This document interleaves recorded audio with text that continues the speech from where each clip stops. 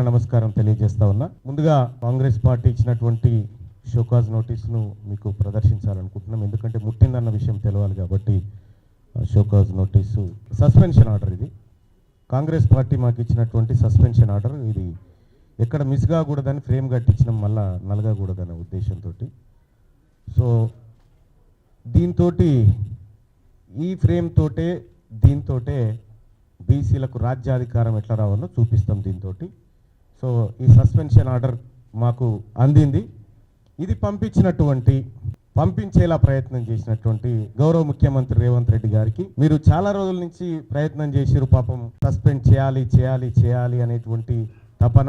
మొన్న కరీంనగర్ మీటింగ్ పోతుంటే కూడా కారు ఎక్కినాక కూడా మళ్ళీ మహేష్ కుమార్ గౌడ్ గారిని రిక్వెస్ట్ చేసి ఈ 1-2 డేస్లో చేయాలన్నా ఎట్లన్నా చేసి అని చెప్పి మీరు తాపత్రయపడుతున్నటువంటి విషయంలో నేను అర్థం చేసుకోగలుగుతా మీ బాధ.